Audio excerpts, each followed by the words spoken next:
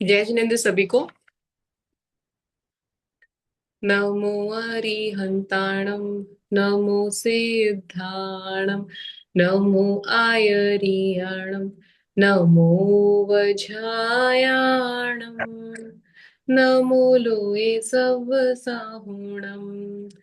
ऐसो पंच नमोकारो सव पावपणासनो मंगलाणं च सव्वेसिं परमं हवै मङ्गलम्। मङ्गलाणं च सव्वेसिं परमं हवै मङ्गलम्।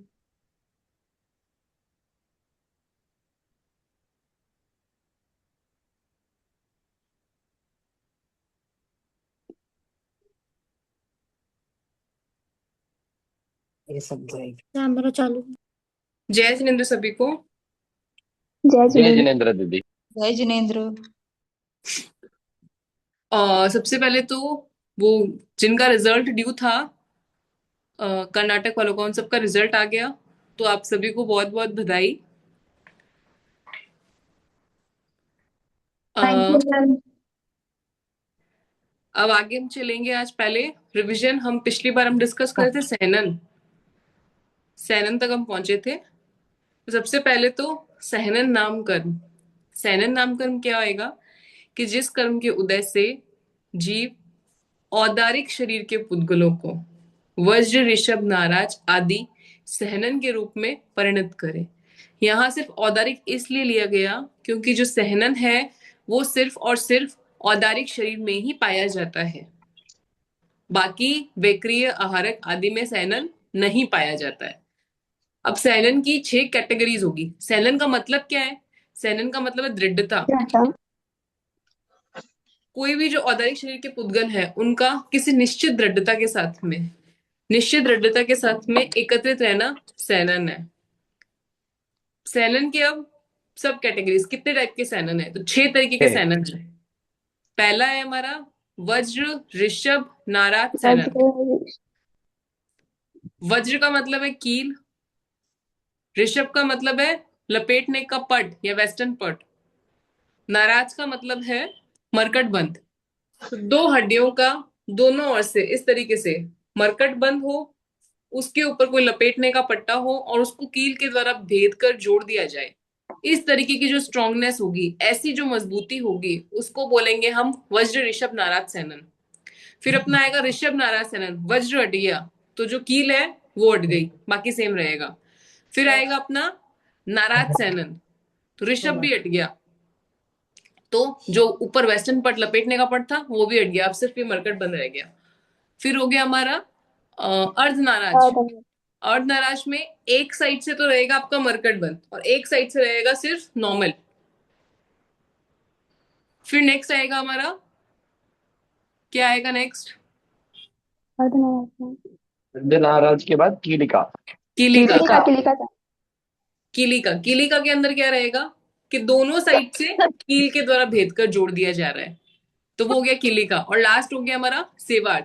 सेवार्थ इज जो पर्यंत भाग है, यानी जो लास्ट टिप्स जैसे बोल सकते हैं हम उसको, वो जो है वो शीश पर्यंत भाग एक दूसरे से चिपके हुए सटे हुए हैं।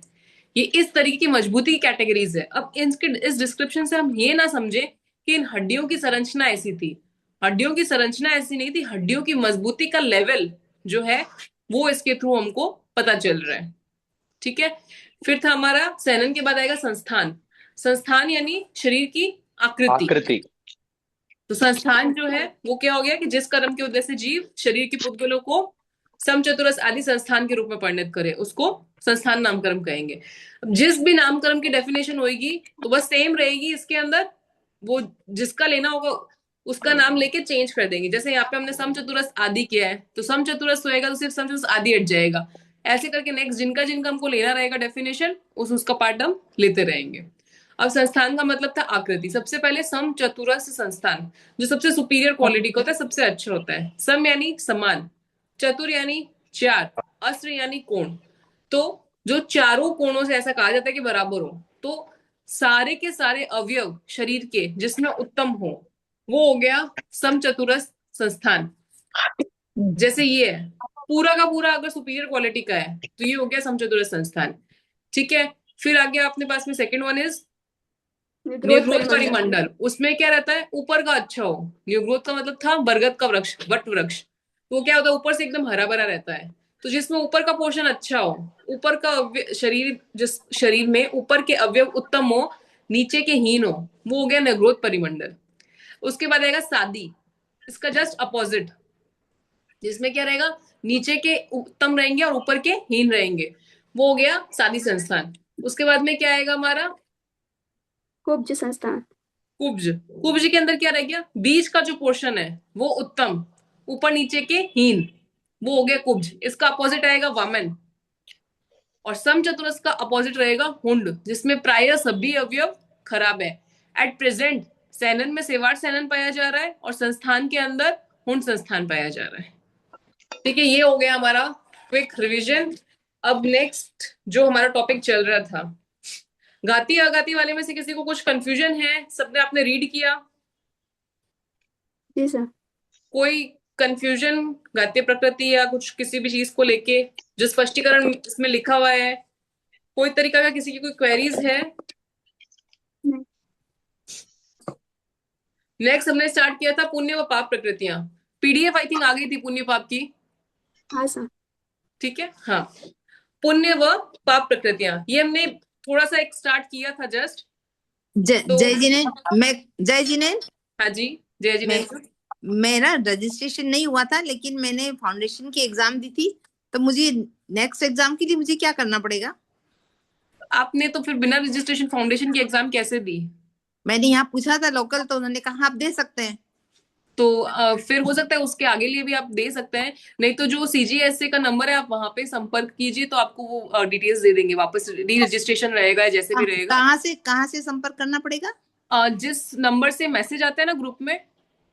जी, ये मेरे पास तो किसी जो एग्जाम दे रहे हैं उससे मैंने ये लिंक मंगवाई थी, मेरे पास कोई कांटेक्ट नहीं है। अच्छा, तो जो इंदौर। एग्जाम दे रहे आप उनको बोलिएगा, एक हाँ सीजीएसए का जी। नंबर है वो आपको शेयर कर देंगे वो, जी तो आप वहां पे कांटेक्ट करेंगे, आपको इन्फॉर्मेशन दे देंगे। जी, धन्यवाद। हाँ, इसी के रिगार्डिंग एक और मुझे बात ध्यान में आगे, मैं फिर भूल जाऊंगी। लास्ट क्लास में किसी ने पूछा था अगर फाउंडेशन नहीं दिया तो इंटरमीडिएट दे सकते हैं क्या? तो दे सकते हैं। किसी का कोई कारणवश फाउंडेशन अगर रह गया है तो कोई इश्यू नहीं है, डायरेक्ट इंटरमीडिएट आप दे सकते हैं। 1 से 11 प्लस कर्म बंध और हमारा जीवन। तो किसी का अगर फाउंडेशन रहा हुआ है तो वो डायरेक्ट इंटरमीडिएट के लिए एलिजिबल है, कोई इश्यू नहीं है। तो हम पढ़ रहे थे जय पुण्य जिनेन्द्र का। दीदी, जय जिनेन्द्र। बुक्स कैसे मिलेगी? अगर आपने रजिस्ट्रेशन किया हुआ है तो आप तक पहुंचा दी जाएगी बुक्स। नहीं, रजिस्ट्रेशन नहीं किया है दीदी, फाउंडेशन छूट गया है। ठीक है, तो आपको एग्जाम। रजिस्ट्रेशन करना पड़ेगा। इंटरमीडिएट के लिए भी आपको रजिस्ट्रेशन लिंक आएगा, आपको रजिस्ट्रेशन करना पड़ेगा। अच्छा, किसी के पास हो तो ग्रुप में प्लीज शेयर कर देना। नहीं okay, sir. Link registration links वहीं से आएगा, प्रोबेबली नहीं होगा क्योंकि ये लोग सब फाउंडेशन से रजिस्टर्ड है ऑलरेडी। ओके ठीक है, देखती हूँ मैं बात करके। Thank you. जी सर। ठीक है, हम पढ़ रहे थे पुण्य व पाप प्रकृतियां। बंध शतक सूत्र के अनुसार जो है हम पढ़ रहे हैं पुण्य व पाप। पुण्य यानी जो कर्म प्रकृतियां प्रशस्त यानी अच्छा फल प्रदान करे वो पुण्य प्रकृतियां, और जो खराब अप्रशस्त फल प्रदान करे वो हो जाएगी पाप प्रकृतियां। अब दो कैटेगरीज हैं पुण्य की, पाप की। 42 प्रकृतियां हैं जो है पुण्य की, जो बाकी बची वो चली गई पाप में। पर पाप में बाकी नहीं, 84 है। 122 की कैलकुलेशन है लेकिन 84 है। 84 कैसे है वो हम देखेंगे। तो यहाँ पे जो घाती कर्म थे, घाती कर्म कौन कौन से थे? तृप्ति दी के अलावा कोई? वेदनीय आयु नाम ज्ञानावण्य दर्शनावण्य प्रश्नावली वेदनीय अंतराय। घाती कर्म ज्ञानावण्य दर्शनावण्य और मोहनीय अंतराय। हाँ जी, मोहिनी और अंतरा। आप जिन्होंने भी बोला, मुझे नहीं पता चल रहा एक्चुअली क्योंकि आपका शायद कैमरा ऑन नहीं है, इसलिए सही बताया आंसर आपने। एक्चुअली मेरा कैमरा मैं ऑन करना चाहती हूँ पर वो ऐसा आता है उसमें कि अलाउ नहीं कर रहा है डिवाइस। वो पता नहीं, या तो आपके उसमें कुछ इशू होगा, पता नहीं। ओके आंसर जिन्होंने भी दिया मैम ने सही दिया, ज्ञानावर्णीय, दशनावर्णीय, मोहिनी अंतरा मोहनीय और अंतराय। उससे पहले किसी ने नाम आयुष्य बोले थे, वो नहीं होएगी घाती। जो भी दीदी ने आंसर दिया उससे पहले किसी ने आयुष्य, नाम, गोत्र ये बोले थे, वो अघाती है, घाती नहीं है। घाती कौन सी थी? जो आपकी आत्मा के घात्य गुण का घात करे, वो थी घाती। ज्ञानावर्णीय, दर्शनावर्णीय, मोहनीय और अंतराय, ये 4 प्रकृतियां घाती है। इसको आप लोग एकदम सेट कर लीजिए क्योंकि ये आगे बहुत जगह काम आएगा। ज्ञानावर्णीय, दर्शनावर्णीय, मोहनीय, अंतराय, ये चारों घाती है। बाकी जो 4 बची वो अघाती है। ठीक है। अब जो घाती प्रकृतियां हैं, ये कंपल्सरी है कि घाती प्रकृतियों की जो उत्तर प्रकृतियां होगी वो नियमा पाप प्रकृतियां ही हैं। घाती की जितनी भी उत्तर प्रकृतियां हैं, ज्ञानावर्णीय की 5, दशनावर्णीय की 9, मोहनीय की 28 और अंतराय की 5, ये जो इतनी प्रकृतियां हैं ये नियमा पाप ही हैं, पाप प्रकृति के अंदर में ही आएगा। तो इन चारों का तो ब्लॉक खत्म हो गया। इस चारों में तो अपन को नहीं देखने की कौन सी क्या किस में जाएगी। ठीक है। अब बची अघाती। अघाती के अंदर जो बचे, कौन कौन से बच गए? वेदनीय, आयुष्य, वेदनीय नाम आयुष्य और नाम गोत्र। नाम और गोत्र। हाँ जी, वेदनीय, आयुष्य, नाम, गोत्र। तो इन चारों में कुछ पुण्य है, कुछ पाप है। ठीक है। अब कौन कौन सी पुण्य में आएगी, कौन कौन सी पाप में आएगी, हम एक एक को लेके देखेंगे। सबसे पहले वेदनीय। वेदनीय के अंदर 2 उत्तर प्रकृतियां हैं, सात वेदनीय और असात वेदनीय। सात वेदनीय क्या करती है? जीव को सुख की अनुभूति करवाती है, तो अच्छा फल दे रही है। अच्छा फल दे रही है तो वो पुण्य प्रकृति। पुण्य प्रकृति। और असात वेदनीय जो है वो होगी पाप पाप प्रकृति। प्रकृति। ये वेदनीय का क्लियर, वेदनीय का क्लियर हो गया। अब 3 बाकी बचे। अब अपने लेते हैं आयुष्य। आयुष्य की कितनी? 4 उत्तर प्रकृतियां, नरक, तिर्यंच, मनुष्य, देव। ठीक है। यहाँ पे बाकी सभी प्लीज एक मिनट देख जाओ। आप बोले ना ज्ञान में पाप तो प्रकृति है, कैसे बात? पुण्य से भी दर्शन होता है ना। क्या बोल रहे हैं? एक सेकंड, बाकी सभी प्लीज म्यूट कर दीजिए, फिर आवाज नहीं समझ आती। आप बोले थे ना ज्ञानवर्ण्य, दर्शनवर्ण्य, मोहनीय, अंतराय, ये सब पाप प्रकृतियां है। इसमें दर्शन की भी पुण्य होती है ना? नहीं होती, पाप ही होता है क्या? हाँ जी। पुण्य से ही तो अपन दर्शन कर सकते हैं। एक ज्ञान सेकंड, का एक सेकंड, एक प्राप्ति। सेकंड मैम, एक सेकंड रुकिए, आपकी आवाज क्लियर नहीं आ रही, एक सेकंड। कांचन देवी दुग्गल जी, उनके फोन से आवाज आ एक रही है। सेकंड, मैं उनको किसका आ रहा है, मैं म्यूट कर देती हूँ।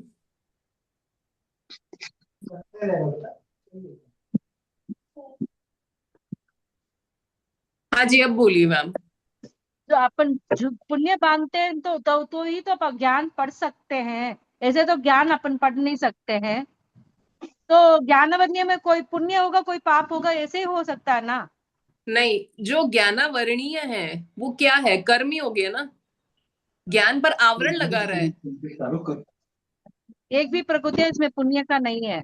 घाती कर्म जो भी है ना, अच्छा। घाती कर्म की सारी पापी है। ज्ञानावर्णीय, दर्शनावर्णीय, मोहनीय, अंतराय, ये चारों घाती है। मैं बोल रही हूँ जो घाती कर्म है उसकी सारी की सारी पापी है। पापी है। तो बाय डिफॉल्ट चली गई उसके अंदर ज्ञानावर्णीय, दर्शनावर्णीय, ज्ञानावर्णीय की 5, दर्शनावर्णीय की 9, अंतराय की 5 और मोहनीय की 28, ये सारी की सारी पाप प्रकृति हैं। अब बाकी 4 बचे हमारे पास में, ये 4 तो खत्म हो गए, तो हमको पुण्य में देखना ही नहीं है कि इनको लाना है कि नहीं लाना। अब बाकी 4 बचे, वेदनीय, आयुष्य, नाम, नाम गोत्र। गोत्र। इन चारों में से कुछ पुण्य है, कुछ पाप है। अब अपने को देखना है कौन कौन सी पुण्य में निकलेगी। जो पुण्य की निकलेगी, क्योंकि पुण्य की कितनी है? 42 प्रकृति है पुण्य की, तो 42 निकालना इजी है 84 से। तो हम पुण्य की निकालेंगे, बाकी जो बचेगी वो पाप की हो गई। ठीक है। वेदनीय क्लियर हो गया था। वेदनीय में 2 है, 7, असात। 7 हमको अच्छा फील करवा रहा है, सुख की अनुभूति दे रहा है जीव को, इसलिए वो पुण्य प्रकृति है। और असात है जो पाप प्रकृति है। ठीक है। नेक्स्ट आएगा हमारे पास में आयुष्य। आयुष्य की 4 उत्तर प्रकृतियां हैं, नरक, तिर्यंच, तिर्यंच, मनुष्य, मनुष्य, देव। देव। तो इसमें देव सिर्फ में आप नरक आप आयु जो है, देव प्लीज जिसके भी पीछे बैकग्राउंड में वॉइस आ रही है, रिक्वेस्ट आप प्लीज म्यूट कर दीजिए, क्लास डिस्टर्ब होती है।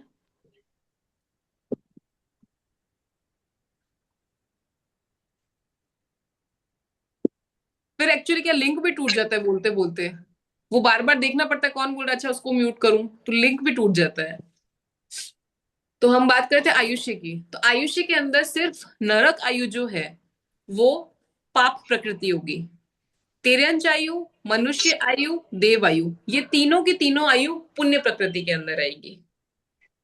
ठीक है। अब उस टाइम हमने लास्ट क्लास में जब क्वेश्चन यहाँ राइज हुआ था कि तिर्यंच को पुण्य में क्यों लिया, तिर्यंच तो खराब कंसिडर्ड होता है, ये डिस्कशन हमारा चल रहा था। तो उसका जैसे हमने मरासा से भी आज पूछा, तो एक मतलब इसका कोई बहुत स्पेसिफिक खुला अभी तक रीजन आया नहीं है, फिर भी मरासा ने ऐसा फरमाया कि जो तिर्यंच आयु है वो पहला तो तिर्यंच युगलिक हो सकता है, युगलिक की अपेक्षा से उसको पुण्य में लिया, प्लस तिर्यंच श्रावक भी हो सकता है, इसलिए तिर्यंच आयु को पुण्य प्रकृति के अंदर लिया गया है। और बाकी ऐसे देखे तो इसको नियम समझना कि तिर्यंच आयु को पुण्य में लिया है।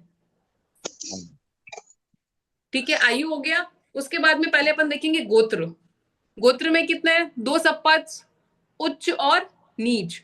उच्च जो है वो पुण्य और नीच जो है वो पाप। यहां तक का सबको क्लियर? अब बचा नाम। नाम के अंदर कुछ पुण्य की रहेगी, कुछ पाप की रहेगी। अब नाम के अंदर भी अपने कैसे करेंगे, पहले उठाएंगे अपन पहला ब्लॉक गति चतुर्दशक वाला। नाम के अंदर अपने 4 ब्लॉक किए थे ना, गति चतुर्दशक, परागाट अष्टक, त्रस दशक और स्थावर दशक। जी सर। ऐसे 4 सब पार्ट्स थे ना नाम के, है ना। तो पहला अपने उठाएंगे गति चतुर्दशक। गति चतुर्दशक में अब देखेंगे कौन कौन सी पुण्य है। पहला कौन सा था? गति। गति 4। गति 4। तो गति 4 के अंदर से देव गति और मनुष्य गति, इन 2 को पुण्य में लिया है, बाकी 2 को पाप में लिया है। तिर्यंच गति पाप में है, तिर्यंच आयु पुण्य में है, ये चीज ध्यान रखिएगा, ये एक नियम होता है। और एक इसका रीजन ये भी है कि जब नरक के जीव होते हैं, बहुत खराब परिणाम जब उनके होते हैं, तो वो तिर्यंच का ही बंद करते हैं, आगे तिर्यंच गति का बंद करते हैं, इसलिए तिर्यंच गति को पाप में लिया गया है। ठीक है, देव गति और मनुष्य गति। अब यहां आप लोग बुक्स में या नोट्स में देखेंगे कि देव आगे 2 लिखा हुआ है। पीडीएफ में आप देखेंगे या जिनके पास अगर बुक्स अगर आ गई तो उसमें आप देखेंगे देव आगे 2 लिखा हुआ है, तो उसको हम बोलते हैं देव द्विक। देव द्विक बोलते हैं हम इसको। और हम आगे इसी तरीके से काम चलेगा अपना, देव द्विक, मनुष्य द्विक। देव द्विक में क्या आता है? देव द्विक में आएगा देव गति प्लस गति देव और अनुपूर्वी। अनुपूर्वी, ओके। अनुपूर्वी। ठीक है, ये जो द्विक त्रिक वाला है ना, जिसको नहीं पता है मैं बता देती हूँ। स्टार्टिंग में यहाँ पे इसी बुक के अंदर पेज नंबर 2, 3, 4 इसमें ना सांकेतिक संज्ञा दी हुई है। तो उसमें देखिए दिया हुआ है कि नरक द्विक किसको बोलेंगे, तिर्यंच द्विक किसको बोलेंगे, देव द्विक किसको बोलेंगे। तो अभी शुरू शुरू में आपको ऐसे डाउट लगे तो आप मिला लेना, फिर धीरे धीरे आपको यूज टू हो जाओगे इस वर्ड के कि देव द्विक, अच्छा साथ में लेना है वह देव द्विक ले लो, क्योंकि जो गति रहेगी वही अनुपूर्वी रहेगी, तो ये कॉम्बिनेशन में चलेंगे। तो देव द्विक, तो गति अनुपूर्वी आ गया। मनुष्य द्विक, गति निकल गया। फिर आएगा जाति। जाति के अंदर सिर्फ पंचेंद्रिय जाति। जाति कितनी थी? 5 थी। हाँ सर। एकेंद्रिय, बेंद्रिय, तेन्द्रिय, चौन्द्रिय, पंचेंद्रिय। तो सिर्फ पंचेंद्रिय जाति है वो पुण्य प्रकृति है, बाकी चारों की चारों पाप में चली गई। फिर आएगा शरीर। शरीर, 5 ही शरीर पुण्य है। शरीर में 5 के 5 शरीर पुण्य है। ठीक है। ठीक है, फिर आएगा अंगोपांग। अंगोपांग भी तीनों के तीनों पुण्य में। बंधन संघातन को उसके साथ में ले लिया, क्योंकि हम यहाँ पे 122 की अपेक्षा से पढ़ रहे हैं जी। तो बंधन और संघातन को शरीर में ही ले लिया गया है। फिर आएगा सहनन। सहनन में जो सबसे सुपीरियर, सबसे अच्छा सहनन है, वज्र ऋषभ नाराज सहनन, सिर्फ उसको पुण्य में लिया गया है, बाकी सारे पाप में। सहनन के बाद क्या आता है? संस्थान। संस्थान में सिर्फ समचतुरस्र संस्थान, उसको पुण्य में लिया गया है, बाकी के बाकी सारे पाप में। अब आएगा वर्णचार। वर्णचार पुण्य में भी है, वर्णचार पाप में भी है। यही डिफरेंस है कि वहां पे 84 क्यों हो रहा है, क्योंकि वर्णचार डबल काउंट हो रहा है। वर्णचार पुण्य में भी है, वर्णचार पाप में भी है। अब उसकी कौन कौन सी पुण्य कौन कौन सी पाप की वो आगे देखेंगे अपन। ठीक है, वर्णचार के बाद में आएगा विहायो गति। अनुपूर्वी चला गया पहले ही, देवद्विक के साथ में अपने ले लिया, गति के साथ ही हमने अनुपूर्वी ले लिया। जय जिनेन्द्र दीदी, हाँ जी, वर्णचार को अलग अलग दोनों में क्यों लिए हैं? ये आगे देखेंगे हम। ओके, ठीक है, फिर अनुपूर्वी को तो हमने पहले ही ले लिया गति के साथ में, तो देवद्विक मनुष्यद्विक आ गया। लास्ट आएगा विहायो गति। तो विहायो गति भी दो है, प्रशस्त अप्रशस्त। प्रशस्त जो है वो आ गई पुण्य में, अप्रशस्त जो है वो आ गई पाप में। ये हो गया गति चतुर्दशक वाला ब्लॉक पूरा। ये वाला सबको क्लियर हुआ? हाँ गति दीदी। चतुर्दशक वाला ब्लॉक सबको क्लियर हुआ? हाँ दीदी। नेक्स्ट अपने चलेंगे पराघात अष्टक। पराघात अष्टक में सिर्फ और सिर्फ उपघात को पाप प्रकृति में लिया गया है, बाकी सारी की सारी प्रकृतियां पुण्य प्रकृतियां हैं। अब ये क्यों है, इनका स्पेसिफिक रीजन नहीं है, ये है बिकॉज ये नियम है। पराघात अष्टक में सिर्फ और सिर्फ उपघात, जो लास्ट थी ना 8वें नंबर, वो पाप प्रकृति है, बाकी सातों की सातों प्रकृतियां पुण्य प्रकृतियां हैं। ठीक है, फिर आएगा त्रस दशक। तो त्रस दशक सारी की सारी प्रकृतियां पुण्य है, और स्थावर दशक सारी की सारी पाप है। क्योंकि त्रस और स्थावर हम अपोजिट में पढ़ रहे थे कि भाई जैसे त्रस है तो स्थावर, बादर है तो सूक्ष्म। पाप है। हाँ जी, दस दशक पुण्य है, हाँ वही तो बोले दीदी। बावन दशक पाप है। हाँ बदल कर बोल दिए जी, आप, बदल कर बोल दिए। नहीं बराबर ही बोले थे। दीदी बराबर बोले। अच्छा, मैं सुनने में गलत हो गया, सॉरी। अच्छा कोई बात नहीं। त्रस दशक जो है वो सारी की सारी पुण्य है, स्थावर दशक जो है वो सारी की सारी पाप है। ये हम अपोजिट में ही पढ़ रहे थे, त्रस स्थावर बादर सूक्ष्म, ऐसे था ना, अपोजिट में था सारा। त्रस बादर पर्याप्त प्रत्येक इनके अपोजिट में थे, दर स्थावर सूक्ष्म अपर्याप्त साधारण। जो त्रस वाली है दशक, यानी कि त्रस की दसों के दसों, वो सारी की सारी पुण्य, और जो स्थावर है वो सारी की सारी पाप। ये पुण्य और पाप, ये यहाँ तक का सारा क्लियर हुआ। फिर हम आगे जाएंगे, देखो यहाँ पे पॉइंट्स दिए हुए हैं। पहला पॉइंट है कि घाती कर्मों की सभी उत्तर प्रकृतियां पाप प्रकृतियां हैं। जो हमने ये पहला पॉइंट लिखा ही था कि जो भी घाती कर्म है वो पाप होंगे। तो यहाँ पे देखिए पेज नंबर 27 नोट में दिए हुए पॉइंट्स, घाती कर्मों की सभी उत्तर प्रकृतियां पाप प्रकृतियां हैं। दूसरा पॉइंट है अघाती कर्म, उसकी कुछ उत्तर प्रकृतियां पुण्य है और कुछ उत्तर प्रकृतियां पाप है। ठीक है,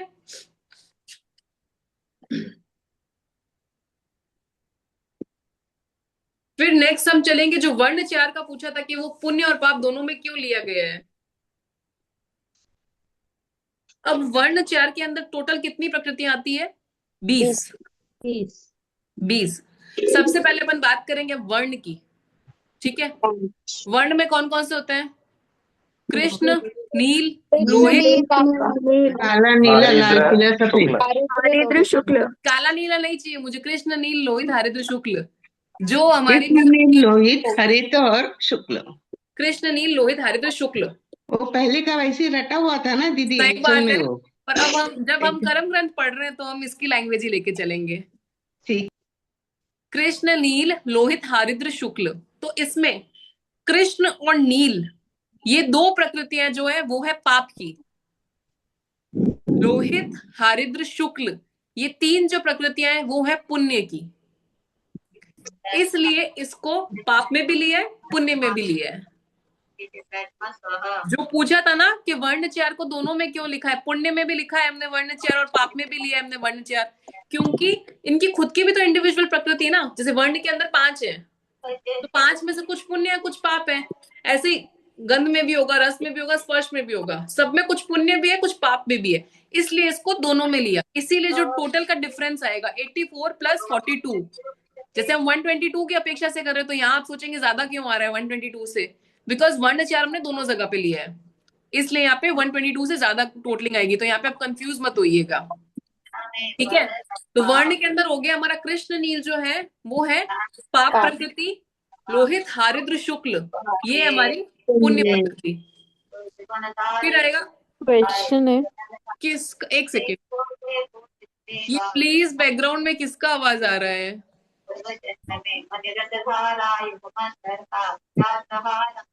गुंजन पत्नी, गुंजन पत्नी मैम, गुंजन जी हाँ से मैंने आया है। कर दिया, उनको म्यूट कर दिया। हाँ जी, क्वेश्चन पूछिए जी। मैं पूछ रही थी जैसे वर्ण में वो पाप प्रकृति लिखा हुआ है ना, जी वापस बोलिए प्लीज। वर्ण 5 में कृष्ण और नील को पाप वर्ण प्रकृति चार, लिखा है ना? हाँ, मीन्स वर्ण जो है उस वो जो 5 तरह के वर्ण है वो 5 मतलब, हाँ तो उसमें जैसे हमारी ये आंखें हैं तो ये काली, तो ये फिर भी पाप प्रकृति ही होगी क्या? यहाँ पे ऐसे आंखों के हिसाब बाल से नहीं है, काले। जैसे हमारा जो बॉडी बना हुआ होता है ना उसमें हर तरीके के कलर होते हैं, जो हमको कुछ विजिबल होते हैं कुछ विजिबल नहीं होते हैं। अब जैसे आंख तो आपने बोल दिया काला, तो कृष्ण नील कहाँ है हमारी बॉडी में? हमको कुछ नील दिख रहा है, हमको कुछ लोहित दिख रहा है, हमको कुछ हरिद्र दिख रहा है, बट जो पुद्गल होते हैं वो क्या होता है? वर्ण गंध रस स्पर्श। तो कोई भी पुद्गल होगा ना उसमें पांचों तरीके के मतलब कलर्स होंगे ही होंगे। हमको नहीं दिख रहा, दैट डजंट मैटर, बिकॉज हमारे में इतनी पावर ही नहीं है कि हम उसको अभी क्लियरली जज कर पाए वैसा। तो उनकी अपेक्षा से दिया कि कृष्ण नील जो है वो पाप प्रकृति होती है, लोहित हरिद्र शुक्ल पुण्य प्रकृति कंसिडर्ड होती है, ठीक है। फिर आएगा वर्ण के बाद में गंध। गंध में दो सब प्रकृति थी, मतलब दो उत्तर प्रकृति थी, सुरभि और एक चम्मच लेकर और एक सॉस लेकर। सुरभि और दुर्भि। तो जो दुर्भि गंध है, खराब गंध है, वो पाप प्रकृति, और सुरभि यानी अच्छा गंध। सुरभि का मतलब क्या था? अच्छी गंध, अच्छी स्मेल। दुर्भि मतलब खराब, खराब स्मेल, खराब गंध। तो जो खराब है वो पाप है, और जो अच्छी है सुरभि वो पुण्य में आ गई। उसके बाद में आएगा अपना वर्ण गंध के बाद में रस। रस में कौन कौन से थे हमारे पास में? तिक्त, कटुक, कषाय, अम्ल, मधुर, ठीक है। तिक्त, कटुक, कषाय, अम्ल, मधुर, ये 5 थी। तो उसमें तिक्त और कटुक फर्स्ट 2 वो पाप प्रकृति, बाकी की जो आएगी कषाय, अम्ल, मधुर, ये तीनों पुण्य प्रकृति। तिक्त का मतलब क्या था? कड़वा। हाँ कड़वा, तीखा नहीं था तिक्त का मतलब। तिक्त का मतलब कड़वा। दीदी कषाय भी तो पाप में आना चाहिए ना? नहीं, कषाय पुण्य में आएगा। कसेला उसका स्वाद है। हाँ वो पुण्य में है, तिक्त और कटुक 2 ही पाप में है। ओके। तिक्त यानी कड़वा, कटुक यानी तीखा, ठीक है। ये 2 जो होंगी वो होंगी पाप प्रकृति, बाकी जो होंगी वो रहेंगी पुण्य प्रकृति। अब लास्ट आएगा हमारा स्पर्श। स्पर्श में क्या था? 8। अब 8 थे ना, वो आपस में है ना अपोजिट थे, आपने अगर नोटिस किया हो तो 8 स्पर्श जो है वो आपस में अपोजिट है, 4-4 के पैर है मतलब। तो उसमें फिर क्या था? जैसे कखट, कखट का अपोजिट क्या है? मृदु। मृदु। कखट मृदु। मतलब कठोर, मृदु मतलब सॉफ्ट। तो कखट पाप प्रकृति, मृदु पुण्य प्रकृति। कखट मृदु, गुरु लघु, शीत उष्ण। अब स्निग्ध रुक्ष में अपोजिट इधर आएगा, स्निग्ध रुक्ष।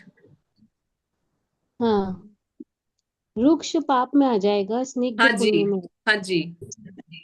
कखट, गुरु, शीत, रुक्ष, ये 4 पाप प्रकृति आ जाएगी, बाकी की जो 4 बची वो पुण्य प्रकृति आ जाएगी। ये सपोज कर लो जैसे मेरे जो हाथ है ना ये पाप है, ये सपोज पुण्य है, ठीक है।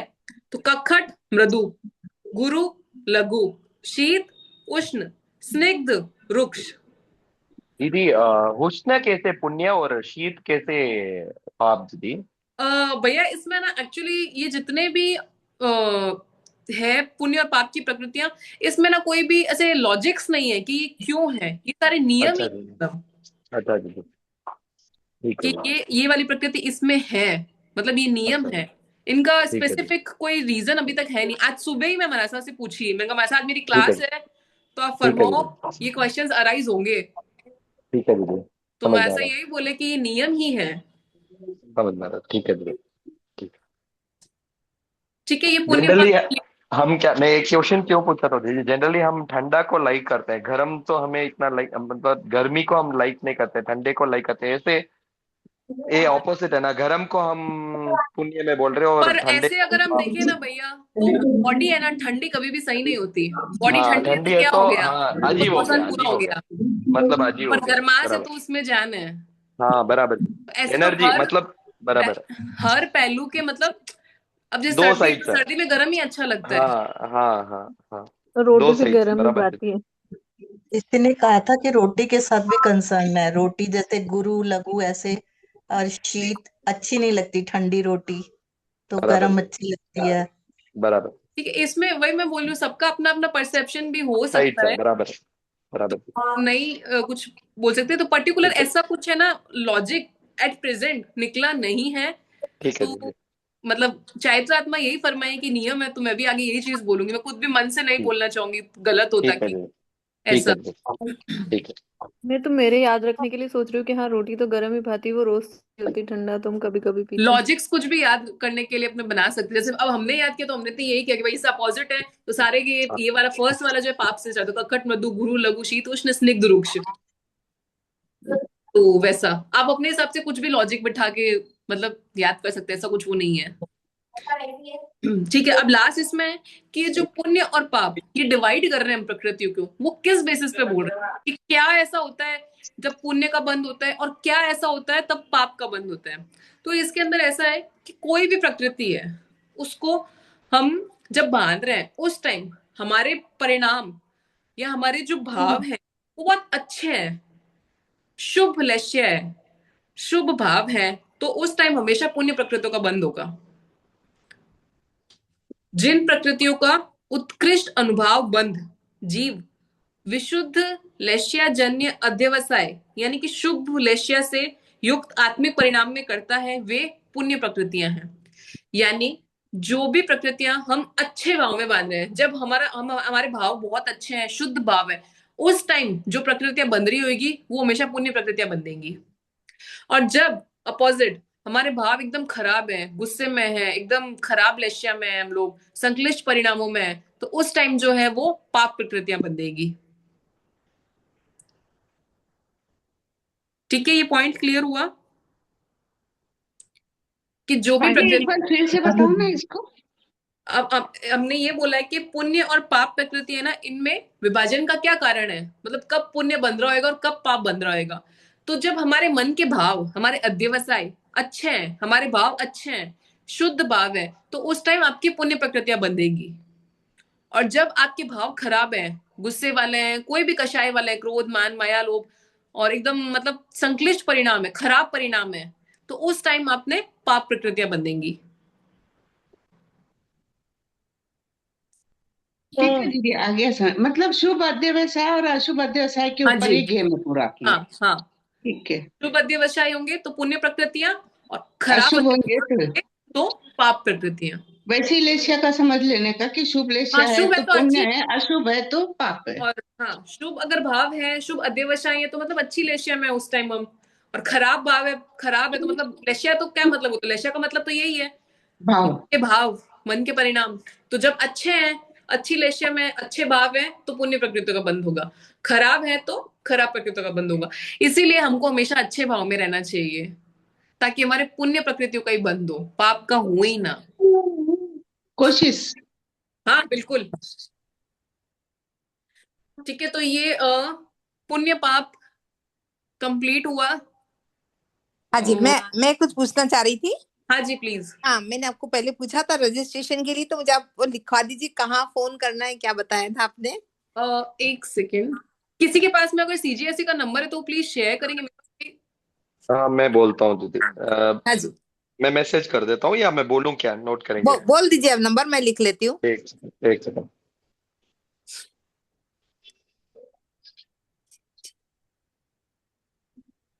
एक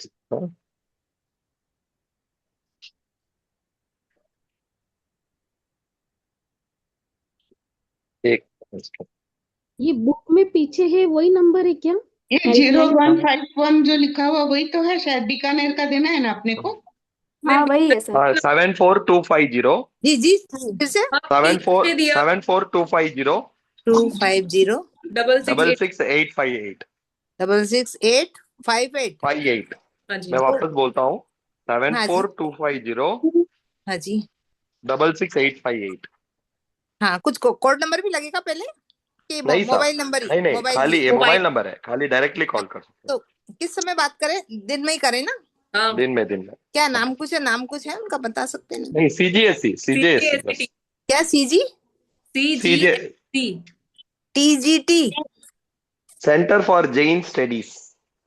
ठीक है, हाँ सर। Thank you. हाँ सर। ठीक है, तो ये हमारा घाती अघाती, पुण्य पाप और पुद्गल विपाकनी 3 चैप्टर्स कंप्लीट हो गए हैं। और अब याद कितना है पीछे का? पूछो सर। ठीक है, क्योंकि नेक्स्ट चैप्टर मैं सोच रही हूँ आप लोगों के पास पीडीएफ नहीं है तो स्टार्ट करवाना। आ गया सर, इस बार दोनों चैप्टर का आया है, 7th और 8th। 8 चैप्टर का पीडीएफ आया है? हाँ सर आया है। तब ठीक है, हम स्टार्ट कर सकते हैं। कितना टाइम है टाइम है अभी। ठीक है, हम एक बार बेसिक थोड़ा स्टार्ट करते हैं। 8 चैप्टर जो है हमारा वो है कर्मों का अनुभाव। अनुभाव का मतलब क्या होता है? अनुभाव यानी रस। जो हमने 4 पढ़े थे, प्रकृति बंध, स्थिति बंध, अनुभाव बंध, प्रदेश बंध, है ना? तो उसमें अनुभाव पढ़ा हमने कि अनुभाव का मतलब क्या होता है। तो अनुभाव का मतलब रस, फल। कौन सा कर्म कितना फल देगा उसको बोलते हैं अनुभाव। पावर, शक्ति। ठीक है, दीदी 6th और 7th चैप्टर आया है, 7th 8th चैप्टर नहीं आया है। मुझे भी आया है यही ना ध्यान सर? था, फिर तृप्ति दी नहीं, बोला 6th और 7th आया है। पीडीएफ को खोल के देखो, उसमें नाम आया 6th और आया है 7th, लेकिन आया 7th और आया है 8th है। आया है, दोनों आए हैं। हाँ, नाम यही उसमें 6th और 8th है। आइडिया। 7th आया ना, इसलिए मुझे डाउट था। Okay okay. ठीक है, नाम में डाउट हो गया आपको। ये ओके सर। सेकंड पीडीएफ में 5th से 8th तक आया है क्या, आप लोग या ग्रुप में सिर्फ चेक 7th कर, और 8th उसमें में? आया हुआ है। ठीक है, अनुभाव का मतलब क्या है? शक्ति, पावर, इंटेंसिटी। इंटेंसिटी, ये सब वर्ड्स हो गए। अब होता क्या है, जो कार्बन वर्गना के पुद्गल है उसमें किसी तरीके की पावर या शक्ति नहीं है जब तक वो किसी जीव के साथ न लगे। जब तक वो ऐसे ही एनवायरमेंट में है, लोक में है, तब तक उसमें किसी तरीके की पावर नहीं है किसी को फल देने की, किसी में शक्ति देने की। लेकिन जब कोई जीव उसको ग्रहण कर लेगा तब वो कर्म के रूप में चेंज हो जाएंगे और इनमें पावर आ जाएगी फल देने की। ठीक है, ये चीज क्लियर हो रही है? कार्बन वर्गना के पुद्गल, ये टर्म्स नई तो नहीं लग रही ना? सबको याद है ना? पीछे वाला हम सब डिस्कस कर हाँ चुके हैं ये दीदी। हाँ हाँ वो याद कार्बन है। वर्गना के पुद्गल हाँ जब तक दीदी। लोक में है, किसी भी जीव की तरह ग्रहण नहीं किए गए हैं अभी, तब तक उनमें कोई तरीके की पावर नहीं है। लेकिन जैसे ही कोई जीव उसको ग्रहण कर लेगा तो उनमें पावर आ जाएगी उस जीव को फल देने की। इतनी बात क्लियर है? जी। सपोज कीजिए कोई घास है एक जगह पे। ठीक है, अब वो सेम ही घास है, उसको बकरी भी खा रही है, गाय भी खा रही है, भैंस भी खा रही है। ठीक है, लेकिन सब जन के दूध की क्वालिटी अलग अलग है। ठीक है, बकरी का दूध पतला हो रहा है, गाय का उससे अच्छा है, भैंस का उससे भी अच्छा है। तो यही कहानी है हमारे कार्बन वर्गना के पुद्गलों की कि एनवायरमेंट में जब तक पड़े हैं, लोक में पड़े हैं, तब तक ये सेम है जैसे कि वो घास है। घास क्या है, नीरस है, उसमें किसी प्रकार का घास में थोड़ी पावर है कि हाँ मैं इसमें इतनी पावर दे दूं। वो उस जीव की पावर है कि वो उसको कैसे कन्वर्ट कर रहा है। बकरी उसको किस रूप में कन्वर्ट कर रही है, गाय उसको कैसे कन्वर्ट कर रही है, और भैंस उसको कैसे कन्वर्ट कर रही है। वो जीव की कैपेसिटी है। घास तो सेम ही है। ऐसा थोड़ी है कि जो बकरी खा रही है वो अलग क्वालिटी की थी, वो खा रही तो अलग। सेम ही घास तीनों जने खा रहे, लेकिन फिर भी अलग अलग आउटपुट दे रहे हैं कि नहीं दे रहे? दे रहे हैं ना। तो यही चीज कार्बन वर्गणा के पुद्गल ये लोक में पढ़े हैं। पर जब तक पढ़े तब तक ये सबके लिए सेम है, आपके लिए भी सेम है, मेरे लिए भी सेम है, ये XYZ सबके लिए सेम है। पर जब इसको ग्रहण करने की बात आई तब मेरा हो सकता है कषाय का लेवल उस टाइम बहुत ज्यादा था, तब मैंने खींचा कर्मों को, तो मुझे अलग प्रकार का फल प्रदान करेंगे। हो सकता है आपके कषाय का लेवल एकदम कम होगा तो आपको अलग तरीके के फल प्रदान करेंगे। ऐसा हम बोलते हैं ना कि किसी को बहुत जल्दी याद हो जाता है, कोई बहुत बार पढ़ ले तो भी नहीं याद होता। पुद्गल तो सेम ही है, लेकिन क्यों? जब उसने कर्म बांधे तो उसका जो कषाय का लेवल था, तो किसी ने ज्यादा बांध लिए, किसी ने कम बांध लिए। तो किसी की इंटेंसिटी इतनी ज्यादा थी कि उसको फल इस तरीके से प्रदान मिला, और किसी की इंटेंसिटी कम थी तो उसको फल वैसा मिला। तो ये होएगा हमारे कर्मों का अनुभव। ठीक है, किस तरीके से जीव को कर्म फल प्रदान करेंगे। तो 4 प्रकार के अनुभव होते हैं। ऐसे तो असंख्य प्रकार के हैं, जैसे हम कर्मों में भी पढ़ते हैं कि कर्म क्या है, असंख्य प्रकार के हैं, लेकिन फिर भी हमने उसको समझने के लिए 8 में सब डिवाइड कर दिया, फिर आगे 148 उत्तर प्रकृतियां ले ली। तो इसी तरीके से अनुभव जो है वो भी असंख्य प्रकार के हैं, फिर भी इसको हमने 4 पार्ट्स में डिवाइड किया है। एक स्थानक, द्विस्थानक, त्रिस्थानक और चतुस्थानक, ये 4 सब पार्ट्स हैं। 1 2 3 4, इन 4 में हमने इसको डिवाइड किया है। एक स्थानक, द्विस्थानक, त्रिस्थानक और चतुस्थानक। ठीक है, यहां तक का क्लियर हुआ? आगे चले या क्लास हैवी हो रही है? ठीक है। नहीं चलिए। क्योंकि जिन जिन के फेसेस दिख रहे हैं मेरे को, उन बाकी का तो नहीं पता, पर उनको देख के मुझे लगा कि शायद क्लास हैवी ना चली जाए। नहीं। चले आगे। हाँ सर। तो ये 4 वापस एक बार रिपीट करो ना। हाँ जी, वापस रिपीट करो ना एक बार। क्या चीज? ये जो अभी पढ़ाया। आप नहीं थे? नहीं, नहीं थी, आप मैं बाहर 2 मिनट के लिए चली गई थी। आप रिकॉर्डिंग सुन लीजिएगा। ठीक, ओके। दीदी वो सिर्फ अनुभव का पूछ रहे हैं कि अनुभव को रिपीट करिए करके। अच्छा, अनुभव का मतलब है फल प्रदान करना। अनुभव, अनुभव मतलब क्या? रस, फल, पावर, इंटेंसिटी। कोई भी कर्म प्रकृति जीव में किस प्रकार का फल प्रदान करेगी, अच्छा प्रदान करेगी, बुरा प्रदान करेगी, कम प्रदान करेगी, ज्यादा प्रदान करेगी, उसको हम बोलते हैं अनुभव। ठीक है, अनुभव बंद की डेफिनेशन याद है किसी को? जिस कर्म के उदय से आत्मा अरे क्या, जीव ग्रहमान, जीव जीव ग्रहमान है कार्बन वर्गना के पुद्गुणों में जो फल देने की शक्ति का फल देने की जो फल शक्ति देने की शक्ति उत्पन्न प्रदान करता है, करता है। प्रदान करता है या उत्पन्न करता है, उसे अनुभव बंध कहते हैं। राइट। जीव ग्रहमान कार्बन वर्गना के पुद्गलों में जो विभिन्न प्रकार के फल देने की शक्ति उत्पन्न करता है उसे अनुभाव बंध कहते हैं। ये डेफिनेशन हमने पढ़ी थी 3rd चैप्टर हाँ दीदी, थर्ड चैप्टर। हाँ दीदी। तो अनुभाव का मतलब फल। अब जैसे एग्जाम्पल है, कोई एक घास है, तो उस घास में किसी प्रकार की पावर नहीं है, लेकिन उसको बकरी भी कंज्यूम कर रही है। किसी प्रकार की पावर नहीं है इन द सेंस अलग अलग फल देने की, वो सबके लिए सेम है। उसी घास को बकरी खा रही है, सेम घास गाय भी खा रही है, सेम घास भैंस भी खा रही है, लेकिन फिर भी तीनों अलग अलग आउटपुट दे रहे हैं। बकरी का दूध पतला हो रहा है, गाय का उससे अच्छा हो रहा है, भैंस का उससे भी अच्छा हो रहा है। क्यों? चारा तो सेम ही खा रहे हैं, घास तो सेम ही खा रहे हैं, फिर भी ऐसा क्यों? क्यों? क्योंकि घास तो नीरस थी, लेकिन सबका जो प्रोड्यूसिंग सिस्टम है या जो भी इंटरनल सिस्टम है वो सबका अलग अलग काम कर रहा है। तो वही चीज हमारे साथ में जो कार्बन वर्गना के पुद्गल लोक में पड़े हैं वो सबके लिए समान है, उसमें कोई डिफरेंशिएशन नहीं है।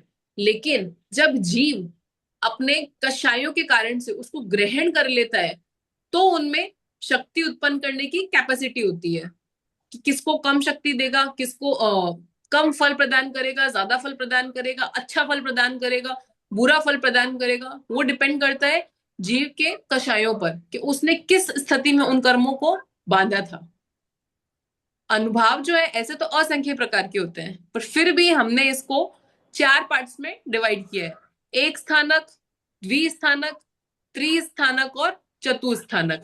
इस तरीके से इसको 4 सब पार्ट्स में हमने इसको डिवाइड किया है। अब अनुभाव जो है वो दोनों में होगा, शुभ में भी हो सकता है, अशुभ प्रकृतियों में भी हो सकता है। ठीक है, तो पहले अपने बात करेंगे शुभ प्रकृतियों के अंदर अनुभाव कैसे होगा। शुभ प्रकृतियों के अनुभाव को समझने के लिए गन्ने के रस की उपमा दी गई है कि दीदी आप शुभ मतलब पुण्य प्रकृति की बात कर रहे हो क्या? हाँ जी, ठीक है दीदी, ओके। शुभ प्रकृतियां यानी जो पुण्य प्रकृतियां हैं उसके अनुभाव को समझने के लिए हमने गन्ने के रस की उपमा यहाँ पे दी है। जैसे गन्ने का रस है, 1 लीटर सपोज कीजिए गन्ने का रस है, तो उसका जो नेचुरल मिठास है जो 1 लीटर है वो क्या हो गया, 1 स्थानक अनुभाव, नेचुरली वो जितना है। ठीक है दीदी पर एक स्थानक 2 स्थानक का मतलब क्या हुआ? नाम है, ये नाम हो, बस सिर्फ नाम है। नाम है मतलब ओके। एक पहला स्टेज, द्वि मतलब दूसरा स्थान, तीसरा अच्छा, मतलब तीसरा हाँ ठीक ठीक, एक ही नाम को है। 4 स्टेज कर दिया ऐसा? हाँ जी। ठीक ठीक, कोई बात। अब इसका जो पहला लेवल है गन्ने का रस है, सपोज कीजिए पूरा 1 लीटर 1 ग्लास गन्ने का रस है, तो ये जो नेचुरल मिठास है इस गन्ने के रस की, जो 1 लीटर रस है पूरा का पूरा, वो हो गया 1 स्थानक। ये इसका लेवल 1 हो गया, तो ये हो गया 1 स्थानक। अब इस गन्ने के रस को उबालना है, इतना उबालना है कि आधा हो जाए। ठीक है, ये जो ग्लास फुल थी ये हाफ हो जाए। तो अब जब इसको उबालेंगे तो क्या होता है, इसका मिठास दुगना हो जाएगा। गन्ने को रस को जब हम और उबालते हैं तो उसमें मिठास बढ़ जाता है, बढ़ जाएगी, मिठास बढ़ जाएगी, बराबर। तो मीठा ज्यादा हो जाएगा। तो वो हो गया हमारा द्विस्थानक अनुभाव। अब क्या हो गया, और मीठा हो गया और अच्छा फल दे रहा है, तो वो हो गया द्विस्थानक अनुभाव। अब उस रस को हम और ज्यादा उबालेंगे, इतना उबालेंगे कि हमारी ग्लास कितनी रह जाए, 1/3। पहले पूरी 1 लीटर थी, 1 से हमने 1/2 की, अब हम करेंगे इसकी 1/3, 1/3 ग्लास रह जाए, उतना उबालेंगे तो और मीठा हो जाएगा। तो ये हो गया त्रिस्थानक अनुभाव, लेवल 3rd। फर्स्ट लेवल पे पूरा ग्लास नेचुरल, सेकेंड लेवल पे आधा, थर्ड लेवल पे 1/3, लास्ट जो होगा वो 1/4, कि हम उसको इतना उबालेंगे कि चौथाई हिस्सा रह जाए, 1/4 हिस्सा, चौथाई हिस्सा गन्ने का रस रह जाए। उतना उसको उबालने पर जो उसकी मिठास होगी वो हो गया चतुस्थानक अनुभाव। तो चतुर्थ स्थानक मतलब वो ज्यादा अच्छा हुआ? हाँ अच्छा, वो क्योंकि मीठा बहुत हो गया ना वो। हाँ, वो सबसे अच्छा फल प्रदान कर रहा है, चतुस्थानक अनुभाव सबसे सुपीरियर, सबसे मीठा, तो सबसे अच्छा। ठीक है, ये यहां तक का क्लियर हुआ? हाँ दीदी। कोई क्वेश्चन इससे रिलेटेड? नहीं, ठीक है। तो ये था हमारा पुण्य का मतलब शुभ प्रकृतियों का। एक स्थानक नहीं लिया। 1 स्थानक ले लिया सा, आगे बहुत पूरा 1 लीटर आके 1 स्थानक है पहला उसको। जो पहली 1 गिलास थी वो 1 स्थानक हो गई। नेचुरल जो गन्ने का रस है, मान लीजिए ये ग्लास है, ये पूरी की पूरा हमने बस हाथों हाथ निकाला है गन्ने का रस, ताजा ताजा 1 लीटर पूरा का पूरा, तो वो 1 स्थानक अनुभाव हो गया सा। फिर हमने इसको उबालने की प्रक्रिया शुरू करी, फिर हमने इसको आधा उबाला, 1/2 आधा उबाला, तो हो गया द्विस्थानक, रस दुगना मीठा हो गया ना। फिर हमने इसको 1/3 उबाला, तो और 3 गुना मीठा हो गया, जो नेचुरल था उससे 3 गुना मीठा हो गया, तो ये हो गया त्रिस्थानक अनुभाव। फिर उसको और उबाला तो 1/4 ही रहा, 1/4 हिस्सा ही उसका बचा, तो चौगुना मिठास हो गया, नेचुरल से चौगुना मिठास हो गया, तो अब वो हो गया चतुस्थानक अनुभाव। ठीक है, अब हम बात करेंगे पुण्य का हो गया, शुभ का हो गया, अब हम बात करेंगे अशुभ। अशुभ प्रकृति जो है उसका अनुभाव समझने के लिए हमने नीम के रस की उपमा दी है। नीम का रस क्या होता है, कड़वा, खराब। पाप प्रकृतियां या अशुभ प्रकृतियां क्या है, खराब। तो उसको समझने के लिए हमने नीम के रस की उपमा दी है। सेम ऐसा ही इसी के अंदर होगा, जो नेचुरल नीम का रस है 1 लीटर ग्लास का, जो नेचुरल कड़वाहट है उसकी, वो हो गया 1 स्थानक अनुभाव। सेम वही प्रोसेस, इसको आधा उबालो, इतना उबालो कि आधा हो जाए, 1/2 हो जाए, तो क्या होगा, कड़वाहट दुगनी हो जाएगी। तो वो हो गया द्विस्थानक अनुभाव। फिर और उबालेंगे 1/3, 1/3 और उबालेंगे तो कड़वाहट 3 गुनी हो जाएगी, वो हो गया त्रिस्थानक अनुभाव। और उबालेंगे 1/4 तक तो कड़वाहट 4 गुना हो गई, वो हो गया चतुस्थानक अनुभाव। ठीक है, सिर्फ डिफरेंस यही है पुण्य पाप में, यहाँ पे इसको गन्ने के रस की उपमा दी है, इधर नीम के रस की उपमा दी है। बाकी प्रोसीजर सेम है कि जो नेचुरल है वो है एक स्थानक, आगे में त्रिस्थानक, त्रिस्थानक, चतुस्थानक, इस तरीके से। ठीक है, अब जो शुभ प्रकृतियां होती है,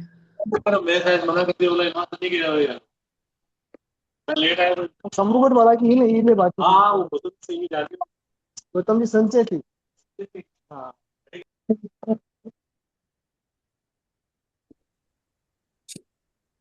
अब जो शुभ प्रकृतियां होती है, जो पुण्य प्रकृतियां होती है, उसके अंदर स्वभाव से एक स्थानक अनुभाव नहीं पाया जाता, क्योंकि वो पुण्य है यानी अच्छी है, तो अच्छी होगी ना तो वो एक स्थानक तक जाएंगी जी नहीं, उनकी क्वालिटी ज्यादा ही होगी, द्वि त्रि या चतुरी होगी, एक स्थानक तक वो कभी गिरेंगी जी नहीं, ऊपर वाले स्थानक में ही रहेंगी। जो भी पुण्य की प्रकृतियां हैं उनकी क्वालिटी इतनी बढ़िया होगी कि उनका अनुभाव कभी भी इतना नीचे नहीं जाएगा कि वो एक स्थानक तक पहुंच जाए। जो भी पुण्य की प्रकृति बांध रहे होंगे ना, वो इतने अच्छे मतलब अध्यवसाय में बांधेंगे, इतने अच्छे परिणामों में बांधेंगे कि ऐसा कभी नहीं होगा कि वो गिरते गिरते गिरते एक अनुभव, एक स्थानक में पहुंच जाए। पुण्य वाली कभी नहीं पहुंचेगी एक स्थानक में, तो उसमें नियमा एक स्थानक अनुभव नहीं पाया जाएगा। शुभ प्रकृतियों में नियमा एक स्थानक अनुभव नहीं पाया जाएगा, द्वि त्रि चतुर ये तीनों पाए जाएंगे। मगर और दीदी एक स्थान पे तो शुभ प्रकृति बताया आपने, तो क्यों नहीं यहाँ दिखा?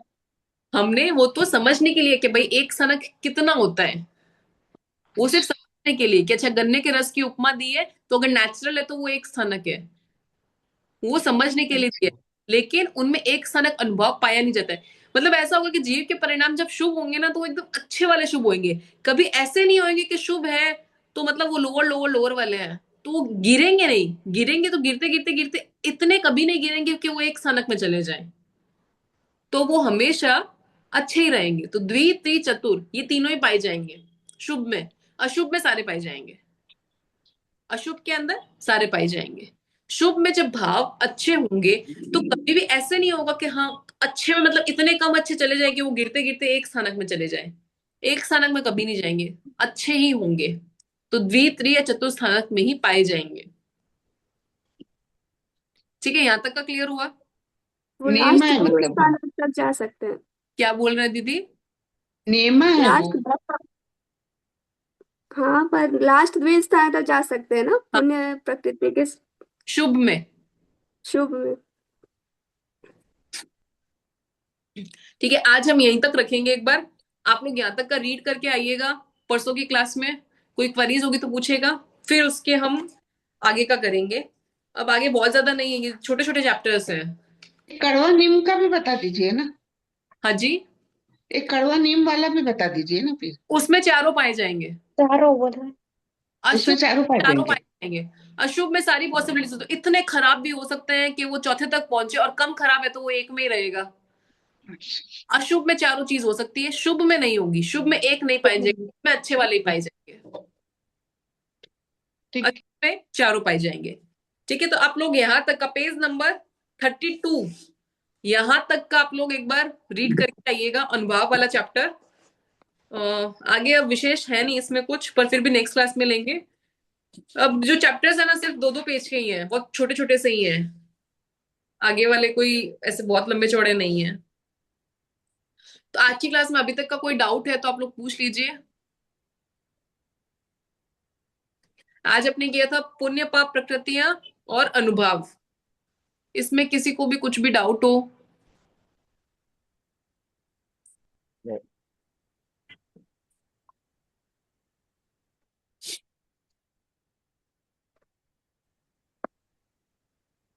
ठीक है सर, तो आप लोग बाकी का जो है एक बार प्लीज रीड करके आइएगा परसों की क्लास में।